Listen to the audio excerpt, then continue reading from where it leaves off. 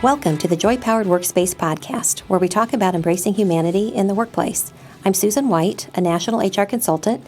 With me is my co-host, Jody Curtis, owner of Purple Inc., an HR consulting firm and author of Joy Powered and the Joy Powered Family. Jody and I recently released our newest book, The Joy Powered Team, with 5 other authors.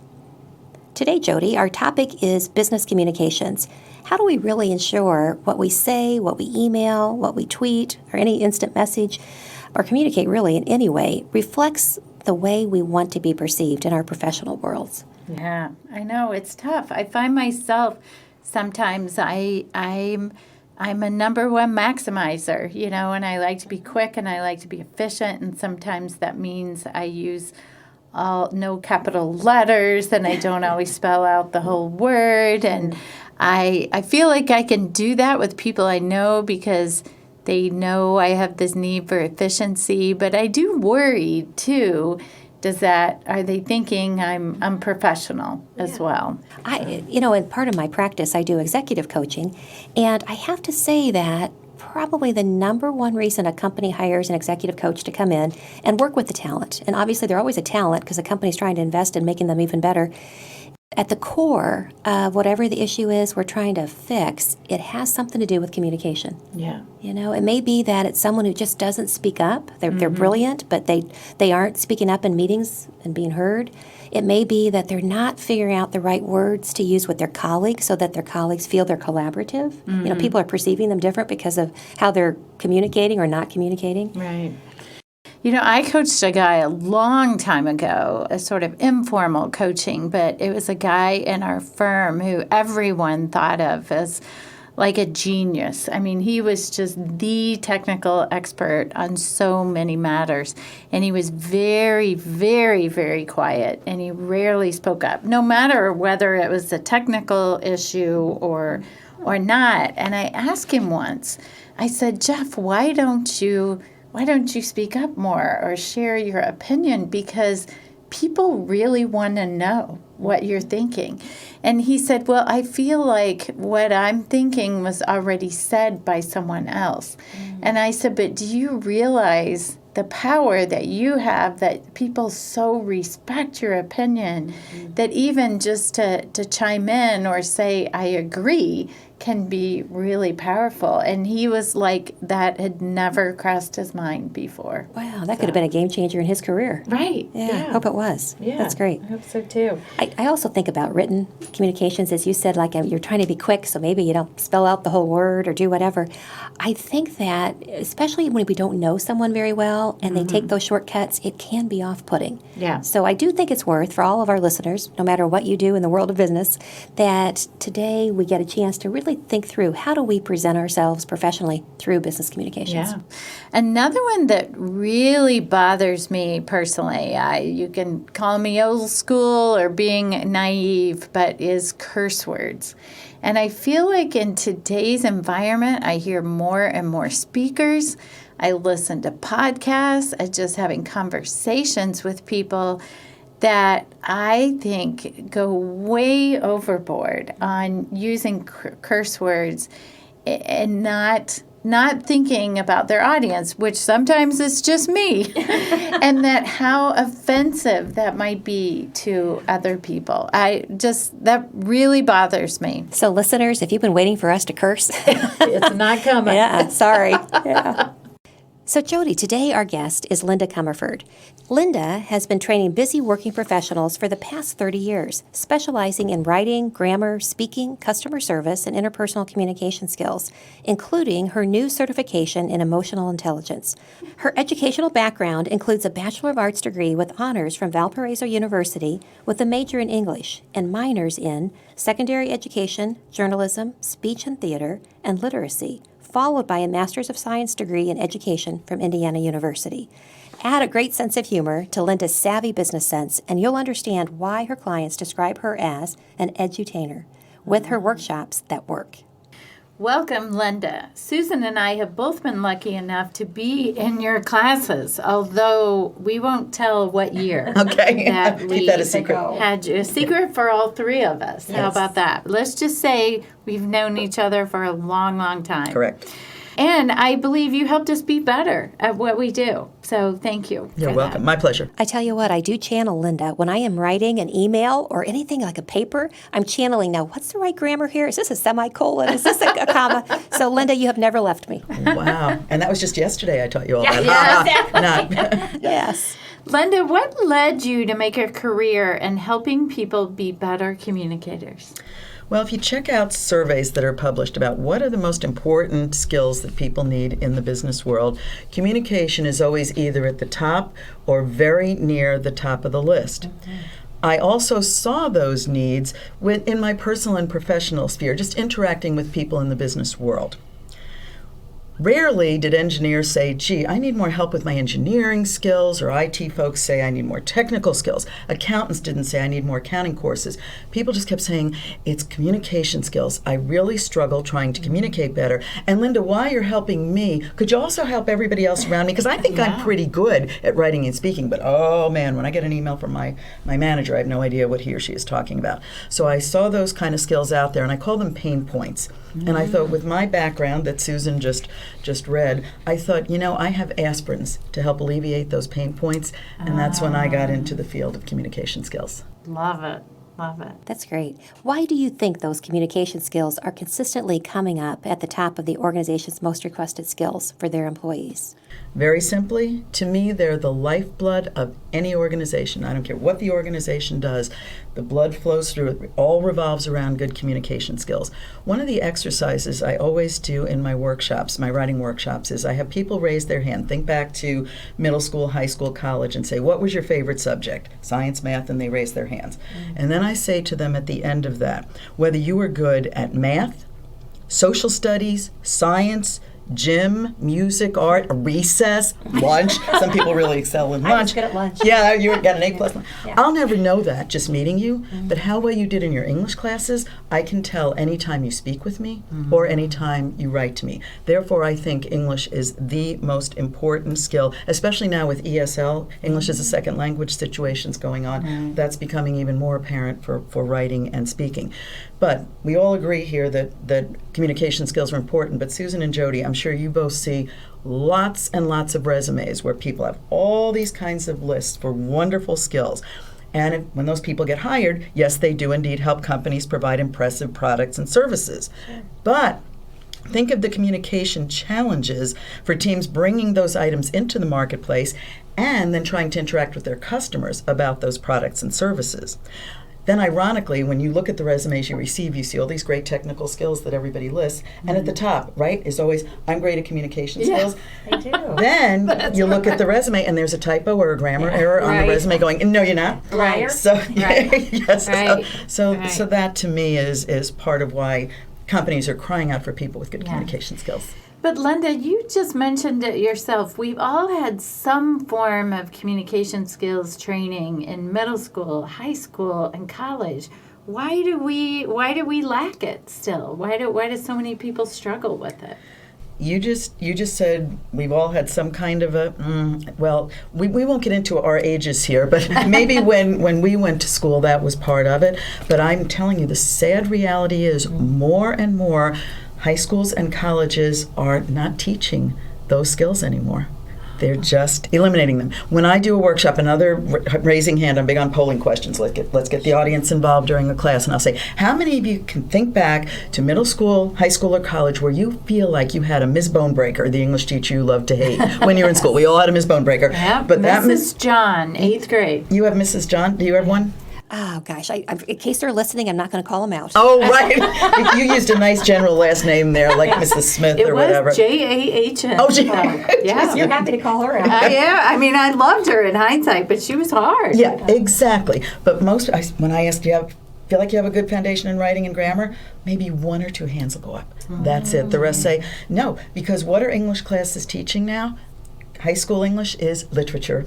You read short stories and poetry. They don't get into writing. They don't get into grammar. Those kind of things are really left behind. Maybe in middle school we get it, but beyond that. And an even sadder story is a person in my class came up and said, "This is so interesting that you're teaching interpersonal communication skills." She said, "Because when I went to a very prestigious university, I will not call it out, she was an accounting major, one of the required courses was a 2-credit course in listening and interpersonal communication skills." She loved that class. She had just barely finished it. Next semester, new curriculum came out. They've eliminated that. Why? They had to add yet one more accounting course to their already 50 required credit courses. And she said, "Linda, when I went out into the business world," she got hired by a Big 4 accounting firm. She said, "I really didn't use much of what they taught me about their processes of accounting because the Big 4 firm had their own process." But she said, listening skills, interpersonal skills, I use that every day. And they eliminated it. Didn't think it was important. So that's why there's a need for more of that from folks like us. Yeah, very interesting. So, Linda, you've taught me a new term that I'd love for you to share with our listeners. It's communicaring. What is communicaring, and how can programs like emotional intelligence help make that happen in the workspace and at home? Yeah, it does. It does connect both professionally and personally. I just happened to look up a definition of the word communication one time. I had a little bit of time on my hands, and I got a really good dictionary. What year was that that you had time on your hands? About the time I probably met you too. Yeah, that was. I just happened to flip through a really good dictionary and looked up the word communication, and you know what it meant? This was over a century ago. Not that I had time a century ago, but the definition written, I'm old, but not that old. Just the definition written a century ago defined communication as interacting with others, yeah, duh, I got that, with kindness and caring. And I thought, really, 100 years ago, that's what it meant to communicate. And I think that's really gone by the wayside as we get into the 21st century. So that's when I decided to create my communicating classes. So I revolve it around performance appraisals. How can I give you your feedback? How can you receive your feedback with kindness and caring? Leadership. How can we have communicating leaders? I ask, would you want to work for you? And a lot of times leaders go, not always. And then we turn it around to the colleagues as well. How can you be the best colleague? So managing you is a pleasure. It all fits together, and everybody's happier in the workplace then. And at home, it spills over to that as well. Yeah, yeah. And tell us more about the emotional intelligence. That's new for me. To that as well. I've only been doing that for about a year, but it's been life-changing for me. And those of you out there may know some emotional intelligence programs that revolve around 4 different skills. I found one called Emotional Intelligence EQI 2.0 that revolves around 15 emotional skills. And a lot of people get very uptight when I tell them I'm teaching emotional intelligence. They say, I'm fine emotionally. Just leave me alone. I'm good. I'm good. Let's get back to grammar. Wonderful. Pick your poison, right? Yeah, exactly. But these 15 skills are at work at you all the time. They're either you're consciously aware of them, or they're operating at the subconscious, even unconscious level. And we see them, even though you're not necessarily aware of them. 15 skills like, first of all, you want to know yourself. Self-understanding, self-perception is first. Your self-regard, your self-actualization, those kind of skills. Then it gets into communication. How do you communicate with others? This program it's the only one I've ever seen in emotional intelligence that does this, covers skills on decision-making and problem-solving.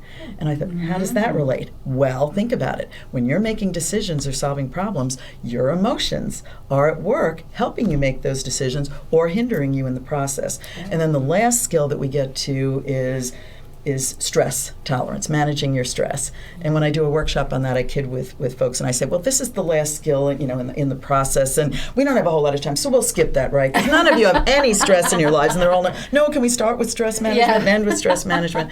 So it encompasses 15 emotions that you use every day. It is just fascinating. It's changed my life personally, and you can ask my husband, even at home and professionally as well. So those are the benefits of emotional intelligence, at least this particular version of it. One of my thoughts on communication skills that I don't know if I'm stretching to connect it with emotional intelligence, or you can tell me if there's a connection or not, but I think people are afraid of their communication skills. Like you use the example of giving a performance review. I think people fear I don't know what to say. I don't know how to say it. Or I'm not a very good writer, so I'm not going to email. Or they have a fear of their own abilities and skills surrounding communication. Is that fear connected to our emotional intelligence, or is that a whole nother ballgame? It's all, Jody, very astute. It's amazing how interconnected those are. In terms of writing skills, it's funny, when we get around to holiday season, people tell me they're intimidated sending me a Christmas card. And they'll just sign their card, Jody, Susan, she can't criticize me for that. People are totally intimidated, and it goes back to school. Think about the compositions you wrote. What color did your teacher tend to grade your papers with? Red. Red ink, nothing purple like Joy Power. No, right. Red ink. And that's very intimidating to people. So when I taught at Indiana University, I taught writing skills there, I had to grade with green, because green is a positive color. I couldn't use red because students equate red with blood. So yes, there's a big, this bone breaker kind of really scared us back then with our writing. I can't write, I can't speak. You know, I will Presentations in books. Go say, ahead. someone recently told me that teachers are now encouraged to grade papers in purple because that was a more positive color. And Linda was way ahead of that trend. She Yeah. was. Well, yeah. IU kind of forced me into that green ink, but I'd use Yeah. purple now. I like I it. love it. And I'd never heard of it using anything but red. Right. So I thought, They used red because it stood out, but they didn't realize the psychological connection. So yes, Yeah. people are afraid they can't write because they were told by their teachers they couldn't. They can't do grammar. I meet more people who say, don't even try and teach me grammar. Never happened. And I say, give me a chance. yeah. Let's try. You can learn anything. And at the end, there are tears and hugs. They can't believe they can learn this. Presentation skills is the worst. Yeah, let's Yeah. talk about that. They say that's the number one fear, more than even dying. And snakes and spiders. Is and the for fear me, of public speaking. Yes, yes, exactly. There's a joke, I think Seinfeld makes a joke about when people die, you'd rather be lying in the box than up there delivering the eulogy. 'Cause Yeah. You're just so afraid of having to Right now, I still want to do the eulogy. yeah, but you're a great public speaker. So it's been beaten into us that we can't, or when you get up there and the adrenaline takes over. Adrenaline can only go so far. It will subside. So there are lots of tips that I can give. When I do my presentation skills classes, we focus more on the delivery skills. Yes, plan out what you're going to say, but use the power of your body to burn up that adrenaline. Don't just stand there at the podium planted like a tree. It's just going to make you more and more tense. Instead, move around. Use gestures that paint pictures. When you get into how you use your body and your voice to really put the power into a presentation, it takes away the fear of, oh gosh, there's an audience. What am I going to tell them now that's going to be meaningful to them? So lots of aspects of communication. I hadn't really thought about it, and in terms of all these areas we're talking about, yes, do revolve around fear. Mm, well, gosh, okay, those are great speaking tips too. Thank you. yeah. I know our You're listeners welcome. Very will good. enjoy those. So, Linda, what are your 5 areas of specialization? Okay, started out just writing, and then that led to, I'm not a risk taker, just so you know, so I'm working on that with my emotional intelligence. I was always just going to teach grammar for my, writing for my whole life. And then a client said, can you do grammar? Okay, yes, I can do grammar too. So started teaching people how not to dangle their participles and things like that. Then a client came to me and said, Linda, you teach written grammar. Can you also teach oral grammar? And I said, no, absolutely not. I'm going to turn into Miss Bonebreaker, strap a red pen to my pointer finger. Susan, speak. Susan speaks, and I go, ha, caught you in an error. Jody, speak, ha. Yeah. And I said, people will come in with their lips super glued shut, and I will be doing a monologue on oral grammar, and people will be asleep. And they said, well, can you at least think about it? Yeah, I could do that. Well, came up with a class where I use other people's oral grammar errors in that class, but then I bet that wasn't easy. I bet that wasn't difficult to find. No, I thought it would be, but I had pages and pages of notes very quickly just listening, because they do not teach oral grammar in schools. I have done Yeah. studies on that. Yeah, you may have learned the written, but not the oral. So then it got into oral grammar, and 5 parts of speech mess you up with oral grammar. You misuse your verbs, adjectives, adverbs, prepositions, and pronouns. What are the worst errors? Verb errors. Like I work a lot with call centers, and 800 number of people will say, well, we seen in your account, or we done this, or we was thinking that. Then the image, when you speak, it's all image. So I'm calling you, you're dealing with my insurance or my finances, and I say, I seen from your last bank statement, it doesn't work. Now, those are some of the more blatant oral grammar errors. There are more subtle ones. But that course quickly evolved into pronunciation as well. I never realized, 10 years ago I started this, that I'm from New York, and I've been saying walking, talking, eating, drinking. I never put an ing on the end of a verb because it's harder to say walking, talking, eating, drinking. I thought just Southerners drawled and said walking, talking, eating, drinking. Now I'm still working not to say working when I do my classes. And think of the word T-O. What do we say? Two. Good. That was beautiful, though you did what I call lip aerobics. Your mouths moved to say to. Most people say, I'm talking to you. Ta ya. Like a ventriloquist. Ta ya. Your mouth doesn't have to move. To you. Take some lip aerobics to move your mouth accordingly. And then there's the word gonna. Gonna do that. Gonna, I'm a ventriloquist. Gonna. Going to. Sure. So we talk about grammar and pronunciation for a more professional image, both within your organization, but definitely when you're talking to your customers and clients. Yeah. So that's been nothing but fun. Nothing but fun. Nothing but fun. You know what? I love that it's an area of specialization for you because I have to imagine that there's a need for it, and I don't know anybody else that's specialized in it. I don't It's a niche. either. And it's a niche. Yeah, but so important. Too. Well, more and more So every day important. with schools giving less and less attention. That then moved into presentation skills, and then the communicating classes, all at client requests, culminating in emotional intelligence last year. So it was a big avalanche cascade of just client requests, and I'd be sitting across from the client, and a client would say, can you do a class on this? And I'd say, sure. And then I would drive home going, oh no. I said yes again, and I have no idea how to do that. And What happened to that person who went into avoid risk? That's right. So, That's right. Thanks to my clients, I've been taking more and more of them. It's paid off. Yeah. I love being able to help people with these skills that are so important, professionally and personally. right. It's all cool. Well, you've shared a few already, but do you have some other practical tips from any of your 5 areas of specialization that our listeners might just incorporate into their everyday lives or work? I just might have a few to share with you for sure. So, in terms of writing, number one thing to keep in mind when you write is your audience and your purpose. Whom are you writing to? And what's the reason behind the communication? And a lot of times when you think about why you're writing, if you can't come up with a reason why, guess what? Save us all a lot of time and effort. Don't even write the doggone thing in the first place. So many times we think we have a purpose in our heads that we never convey to our readers. Your writing has to pass the so what, who cares test because people are so busy. And I don't know about your computers, but if you look at my laptop, the word delete is pretty much worn off the delete key Yeah. because I have deleted so many unnecessary communications that I receive.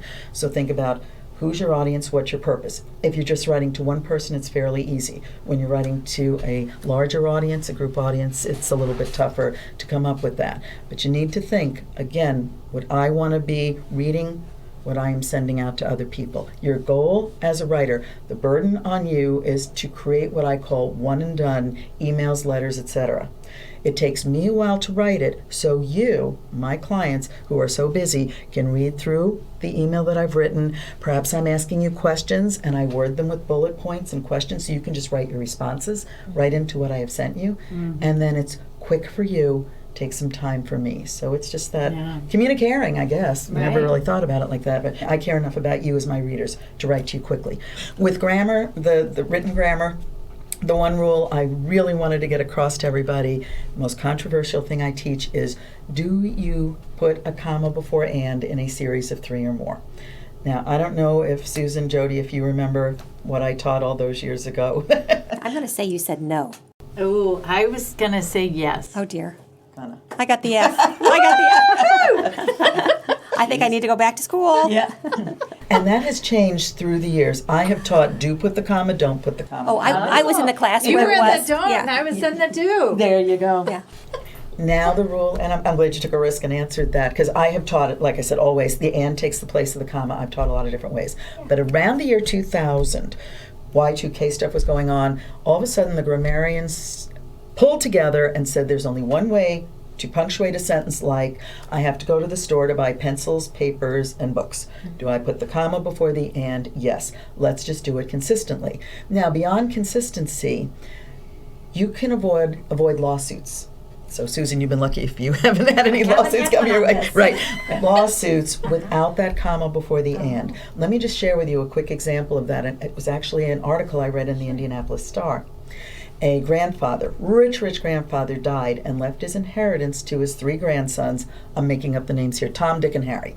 Tom was the older brother. Dick and Harry were his younger twin brothers. The grandfather's will read, the inheritance went to Tom, comma, Dick and Harry. Even though he'd left oral instructions, a third, yeah, Tom saw Tom, comma, Dick and Harry, saw that one split with the comma and said, I get half, you two get a fourth and a fourth.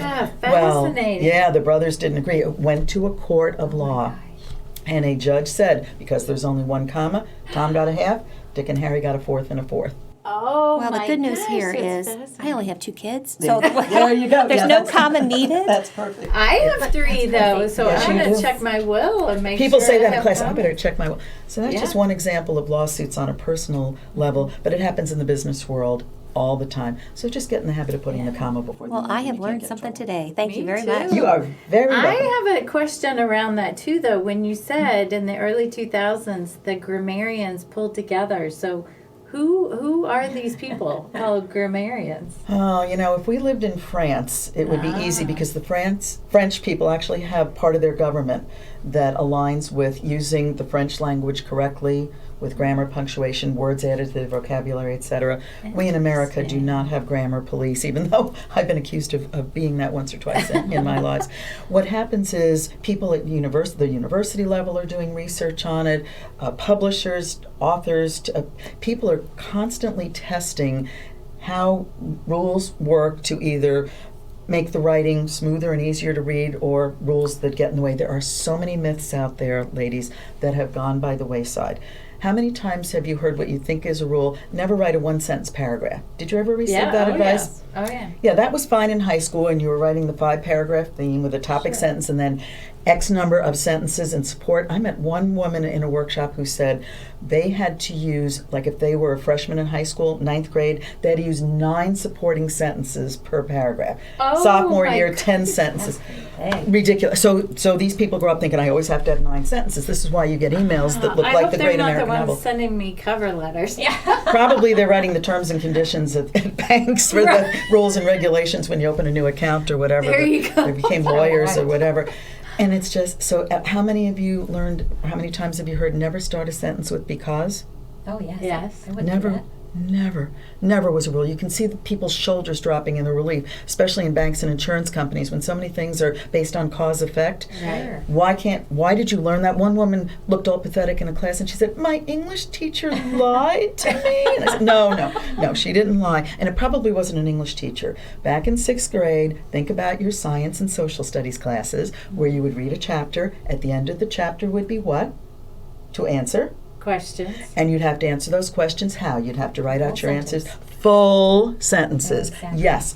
So a friend of mine who taught social studies got so tired of trying to force them to write complete sentences, she finally forbid any of her students to start any answer with the word because they were writing a fragment. Why did Christopher Columbus set sail from Spain in 1492? Because he wanted to discover America. Not a complete sentence. So her students had to write Christopher Columbus set sail from Spain in 1492 because he wanted to discover America.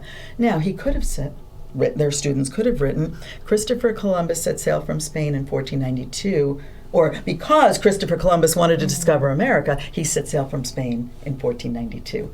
In other words, that was a complete sentence starting with because. But she wasn't an English teacher. She didn't want to- Right. So it's just easier to say, never ever start any sentence with because. And I meet all these adults who twist themselves into pretzels, trying never to do that. And I say, you can, and they're like, oh. So there are a lot of myths. Yeah, that's Thank you. fascinating. Very much so. Wow. Myths out We're there, so- learning all kinds of new Well, things. lovely. Absolutely. I'm glad I have a captive audience. Yeah. Linda, what has been the greatest surprise in all your years of doing this type of communication work?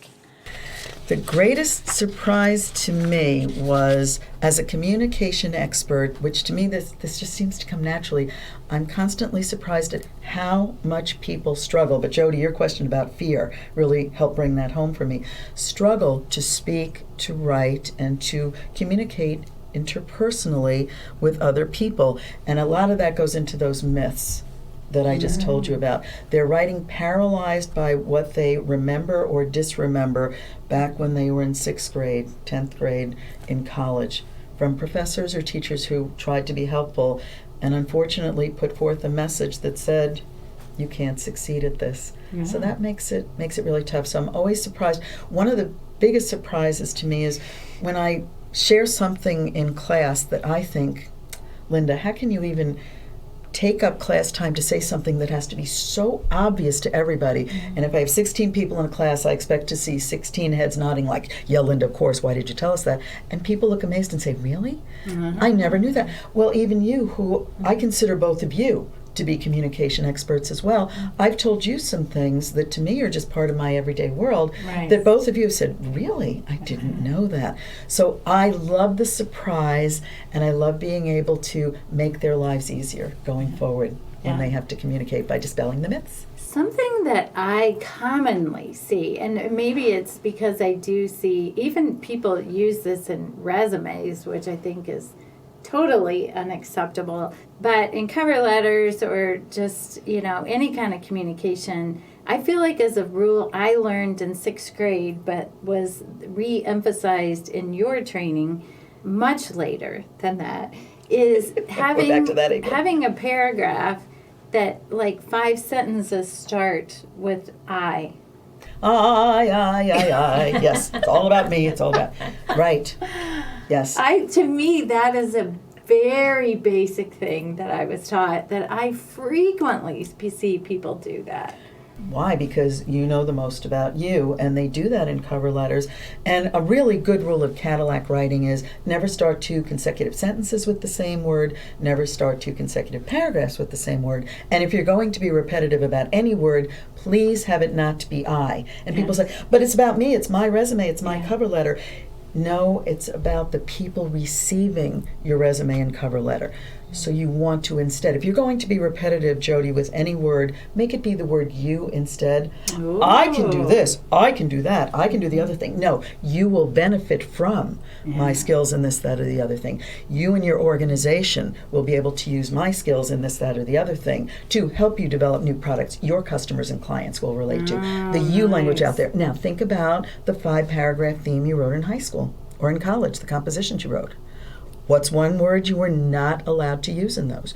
You could not use the word you because this was professional, formal, business, academic writing. So you couldn't use any, you had to use one, should be aware of this, that, or the other thing. You couldn't say you. So there's another myth. I go into the business world, I can't ever say you, so I rely on I instead, or you do something even worse. You may need to edit this out, but I tell people in classes not to do what I call wee-weeing on their readers. Oh, we do this and we do that. Same thing as I. I and we are distancing between you and your readers, unless it's an inclusive we. Like right now, we are all doing this podcast. That's fine. We're inclusive. But when I come across as me trying to apply for a job with your organization, and I use I or I use we in the business world when I'm writing to my customers and clients, usually they're not interested, and they'll turn to someone who shows more concern about them. It goes back to communicating. I never realized how much communicating affected all these subjects. Right. This has been educational to me as well. I love it. Linda, I know you have a large client list. What types of companies or organizations, and big and small, or what kind of people do you serve? Well, as we started this conversation with, it's all about communication and how people are struggling to work with those skills. So I've been blessed with a wide variety of different types of clients. For example, I do a lot with government agencies, federal, state, and local. One of my joys is traveling to D.C. and work out there. I deal with a lot of banks. My first client was a bank, and that's actually where I met Susan those very few years ago. You made me everything I am. Oh, wonderful. Including now you know how to use the comma before. Exactly. Yep. Mm-hmm. I save my inheritance. You can't save your inheritance. I work a lot with banks and insurance companies because Indianapolis just has so many of them. I work with engineering and manufacturing organizations, call centers, utilities, not-for-profits, pretty much because I said organizations need communication skills as their lifeblood to keep them alive and successful. I can go pretty much anywhere and work with a wide variety of audiences, which I've done the last 30 years. It's been pure pleasure for me. Well, and I met you from a CPA firm, so that was a different one too. Yes, exactly. I do a lot of work with accountants. It's funny, with accountants and engineers, they tend to be the most ones who would align with the rules. Right. And they love it when I say, it's not a rule, Yeah. it's a myth. And then we go forward from there. right. So, yeah. So, Linda, I'd love to know, what do companies do wrong in this space? I mean, I think they probably realize they need communication skills, they engage you. What are some mistakes that Jody and I and our listeners can avoid making that you've seen companies make when they're trying to really skill build communication skills? Well, number one, they think that some companies think that these are what they call soft skills, and they are more interested in teaching people how to use Excel or Microsoft Word and more of the technical skills. And so, what one of my clients actually calls these types of skills success skills, which I think is a better way of looking at them than just soft skills. One of the other stumbling blocks that I've encountered when people see companies offering a workshop in writing skills or grammar skills, it's like, "Ugh, here we go again, Miss Bonebreaker, 5-star yawner." I don't want to take that particular class because I'm just going to think about what it was like with Miss Bonebreaker, the English teacher I loved to hate when I was in school. So I have worked very hard during my 30 years to make the training fun, which is why I call myself an edutainer, an educational entertainer, and those join together. One of the best compliments I can receive is, let's say I'm doing a 3-hour workshop and I'll say, okay, we have 5 more minutes to go, and people look at their watches and go, what? I thought I was only here a few minutes, the class is over. So I think, as well as I do, there's good training, and then there's average training, and then there's, oh, holy cow, don't ever offer that again at your organization because it's going to reflect badly on you as human resources people who are behind it. So I think finding trainers who have a blend of both the knowledge, they have to be subject matter experts, but they also have to have trainers who involve and engage the audience. Because you know as well as I do, it's word of mouth. You want people to go to one of your classes, come back and say, you got to take that grammar class, it was amazing. And people say, really? Grammar was amazing? Yeah, it really was. So I think they don't offer the right subjects, and when they do, maybe they don't really shop to find the right people to present them. And I'm really struggling saying all this because I don't want to come across as egotistical. That's not my point. I just work very hard to ask myself that same question, like I said with leaders. Would you want to work for you? And make yourself a leader you'd want to work for? I think to myself, would I want to sit through a class with me? And I will tell you, in college, I was going to be a speech and theater major. I was all set to do that. I loved that. Until my freshman year, I had to take classes in set design. I had to draw leaves on a tree for like 40 hours a week or something, and I am not an artist. It was awful. And then there was a class on makeup, and I'm like, when do I get up on stage? And they're like, oh, that's your junior year. And I thought, this isn't working. So I had one English class my freshman year, led by this amazing professor, and I remember the back 2 rows of our class were filled with engineers who had to take this literature course. It was required for graduation. They were in the class, arms folded across their chest, feet up on the chairs ahead of them, looking down. We're going to hate this. We will suffer through it. This guy was so skillful, he had all of us in the class, including those engineers, look at one 4-line poem about an eagle and his claws, and we spent 45 minutes discussing the symbolism of the eagle, the claws, what did it mean in our lives, etc. He was a master teacher. He was gifted. And that's when I thought, wow, I want to do that too.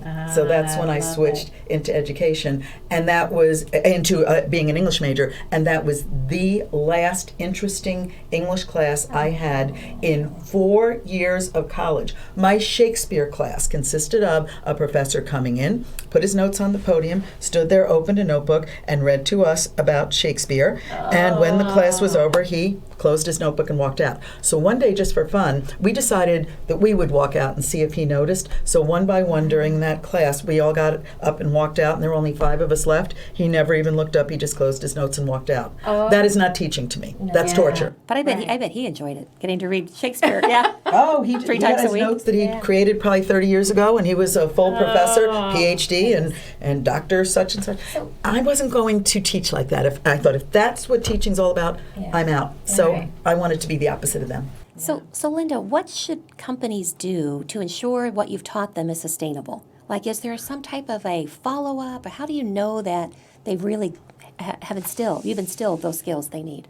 I'm glad you asked that question, because that's something that makes a big difference. What I try and do whenever I can, we know it starts at the top, I try and involve the leaders who are, first of all, committed and buy into the subjects they brought me in to teach, and then have it be part of, for example, the performance review process. Oh. Yeah.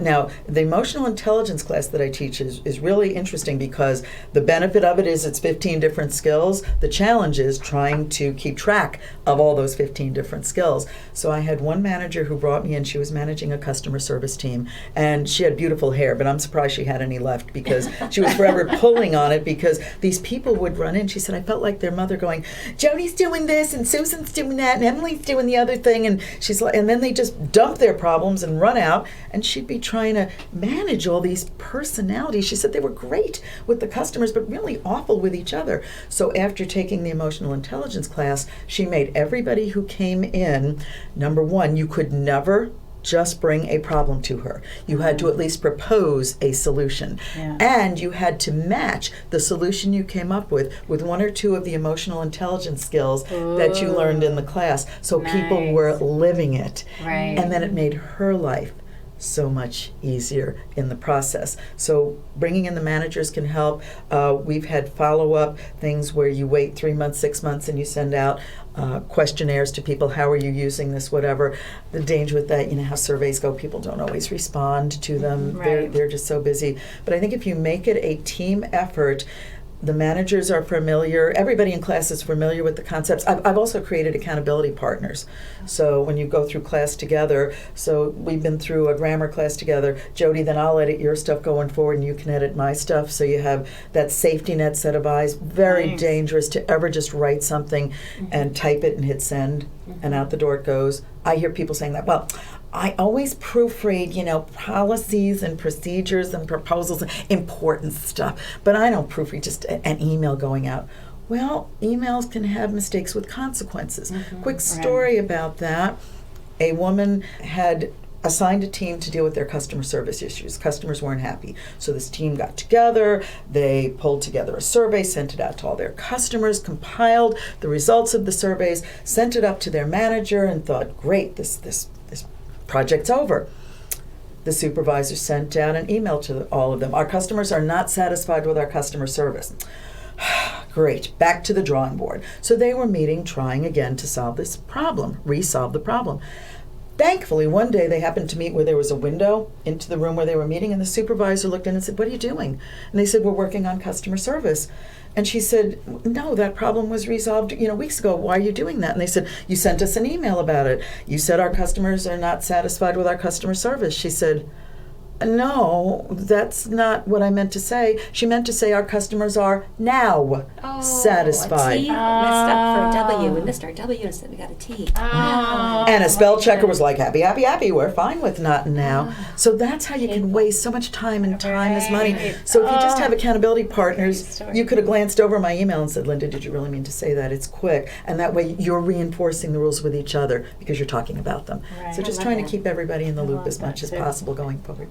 One other thing, I think you dispelled this briefly earlier in our conversation. Another myth. But I have to tell you that I have said this before and believed it. So I want you to prove to me that it is wrong. That I have said before that if people can't spell or don't have good grammar now, and by now I would classify that as, say, they're 23 years old, they're never going to be good at it. And I would say that. Can you hear my head rattling as I'm shaking it? I can, but I think part of that might be that I just hear people say, well, I'm not a good speller. And so they give up on trying to spell, or the same with grammar. I just was never good at that, and so they give up. Tell me your thoughts on that. Okay, here's your myth. You're lumping spelling and grammar does go along with punctuation. You're lumping grammar and punctuation into the same category. They're different. Yes, when you proofread, you want to proofread at the end for grammar, punctuation, and spelling. So you lump them together that way, but they're different. I used to say kiddingly, I believe you're either born a good speller or you're not, ha ha ha. Then I started looking into research, and it is true. People have either good spelling skills or not. Spelling, I mean, the amount of hours you spend in elementary school learning how to memorize 20 words and then write them for a quiz, and you get 100 on the quiz, and the next day, if the teacher has you write a paragraph using some of those spelling words, you can't spell them, goes in one head and out the other. Spelling's different. My husband, an engineer, brilliant. My daughter, a CPA, brilliant, so smart. And that's another myth. People, if you can't spell, you're kind of dumb.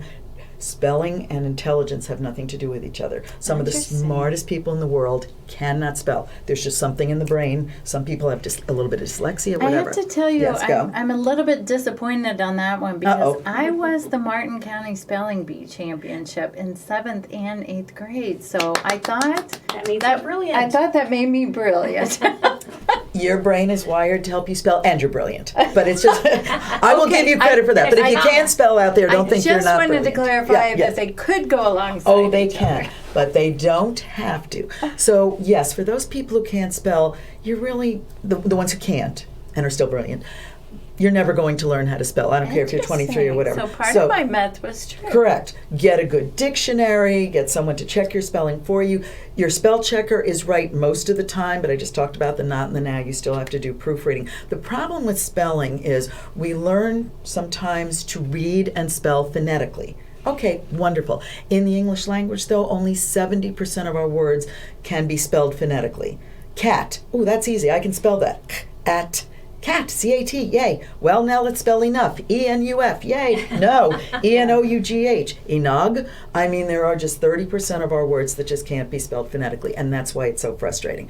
For me, spelling is natural, except I can't do my obbles and ibbles, A-B-L-E and I-B-L-E at the end of a word. It's always, I'm never sure if it's an obble or an ibble. I look it up. Spell checkers help with that.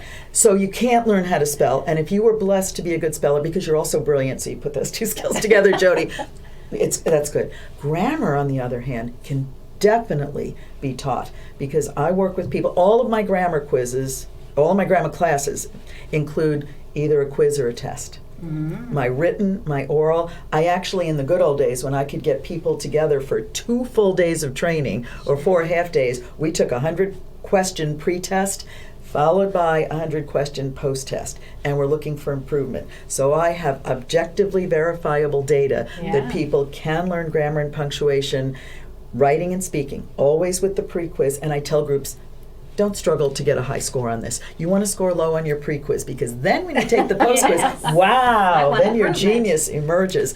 So you definitely can be taught that, and Ms. Bonebreakers, through the years have done a lot, or Mr. Bonebreakers, to make people think they can't learn grammar and punctuation. You can learn it, and you can have fun doing it in the process. Fantastic. So half of your myth was correct. All right, good. Wonderful. Interesting questions.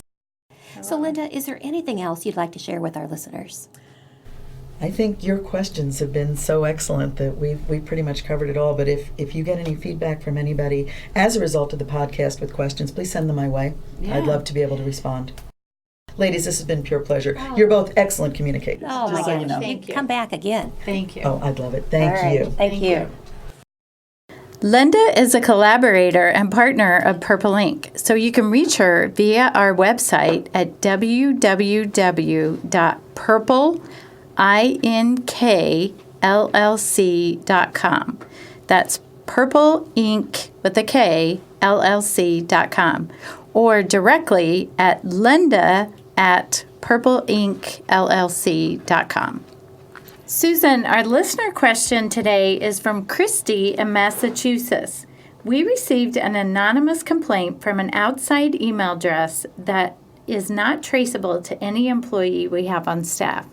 In the email, the person says he or she is one of our staff members who is too afraid to come forward but believes we should know that one of our executive vice presidents is in a romantic relationship with one of his direct reports, and both are married, which makes this person very uncomfortable. I run HR for my company and report to the CFO. I shared the email with her, and she said because it is anonymous, it may be fake, and could be someone just trying to cause trouble for the EVP, so we should ignore it. I'm not sure I feel comfortable letting it lay. What do you think? Oh, man. This one is similar to many that I have come across over my years in HR. I would have to say I have a love-hate relationship with anonymous complaints. Yeah. I love them in that I don't have somebody I need to pull in, talk to, and keep updated. I hate it because the fact is I have no one I can pull in, sit down, talk to, and get more details. But because this is an executive vice president, the allegation's been made about, and it's about a direct report, I think that we have to recognize sometimes where there's smoke, there's fire. Yeah. And I would probably tell the CFO I feel obligated to do some investigating. Now, what that would entail, I would have to take it on a case-by-case basis, but maybe it's my just doing a little of some clandestine looking into it. Have there been any other complaints about this EVP? Who does report to this person? Is there anything unusual happening? Is there somebody on the team that's getting really high performance ratings, and I look at the production and it doesn't match? Is there anything weird going on? Right. What about you, Jody? What might you do? Yeah, I have a good friend who is in a position to get lots of correspondence, whether it's email or phone calls or notes. And he always says that he immediately discards anything that's anonymous. That if people feel like they can't share their name, then he's not going to respond to it. But I agree with you. And my style, I'm pretty direct, and I'd be inclined just to go to the person and ask them about it. I would probably get there, but I would first do my own intel. Yeah. The reason being is that I think, excuse me, if the accused does happen to be guilty, the first reaction is, not me. Are you kidding, Susan? So I think it's important. If someone out there may have a perception, I want to come with what else am I perceiving? Right. I like that. That's a better approach. So, very good. So good luck. We'd love to hear how it goes. All right, so in the news, Jody, a Wall Street Journal article by Francesca Gino on May 14th, 2019 was entitled, "When Things Go Right, Figure Out Why." This article amplified the importance of debriefing successful business initiatives, projects, and other major work accomplishments so that you capture your learnings and hopefully are able to replicate success. Francesca Gino is a Harvard Business School professor and author of Rebel Talent, Why It Pays to Break the Rules at Work and in Life. Gino says companies are more likely to do these postmortems after something fails, but not after we pulled off something really well. Her advice for us on how to analyze the success includes 6 steps. Yeah. Step number 1 is asking, where did the success come from? I love this whole article or the synopsis of this, Susan, because I personally have just started journaling. And even though I've been encouraged to do that for a long time, but one of the questions that I've been asking just myself personally is, why did it work? Or why, and of course, why didn't it work? But I think we are in tune to many times asking, why didn't it work? But not, where did the success come from? Or what happened to make this go well? I think that's right. I often think about when something goes well, I was lucky. Yeah. When something didn't, what did I do wrong? Yeah. Yeah, and I'm more likely to do that postmortem. So I love this too. Yeah. Okay, so her number 2 suggestion is make the postmortem process mandatory. Because if you leave it to chance in an organization, you're happy to get a win and you move on. But make it part of your DNA following up any type of a success. Yeah, I think if we set that expectation from the very beginning, that it's more likely to happen. Number 3, acknowledge that your brilliance may not be the reason for your success. Gosh, that's a new one for me. I wouldn't have thought of that. But, questions like what other factors were present that we may want to replicate? And, hey, maybe sometimes there was some luck involved, Susan. You're right, surely. So number 4, change up the format. If you're going to keep doing these postmortems and everyone knows that's part of what you do, it can get kind of dry. People are like, all right, fine, we'll sit down and talk about what worked. Maybe you can make them a little more interesting. Sometimes maybe you pull everyone together and say, what are the 5 things that we did this time that we have to do again? And then maybe another time after a success, what are the top 5 things we're never going to do again that we did in this successful enterprise. So trying to get it to change it up enough so people feel engaged and interested. Yeah, I love that. Number 5, collect the data and apply it with discipline, using your metrics, your benchmarks before and after and ongoing. I think that's important as well. And then the 6th and final one, which I like, is elicit outside perspectives. And the purpose of this is everybody who worked on the team may be too close to it to really look objectively about what we did well and what we want to replicate. So pull somebody in, share the results, and say, here, we're going to do this postmortem. We'd love you to listen because you might hear something that we don't realize. Right, love it. And that could be a customer or someone in a different department or just an observer of the situation. So I think it's very smart. great advice. All right, well, thank you so much. Thanks, and have a joy-powered day. If you would like SHRM recertification credit for listening to this podcast, please visit getjoypowered.com/SHRM. You'll find an evaluation of the podcast, and once you complete the evaluation, you will see the SHRM recertification credit code and a link to a proof of participation certificate. Again, that's getjoypowered.com/SHRM. Thank you for listening, and thanks for your dedication to the HR profession.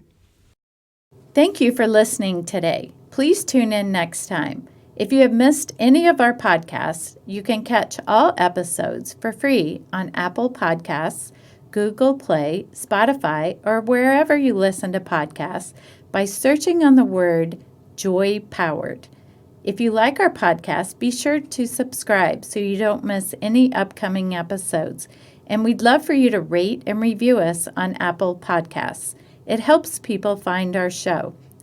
If you have questions on any HR topic, you can leave us a voicemail at 317-688-1613 or email us at joypowered@gmail.com. We are also on Facebook, LinkedIn, Instagram, and Twitter at Joy Powered. We welcome listener questions and comments.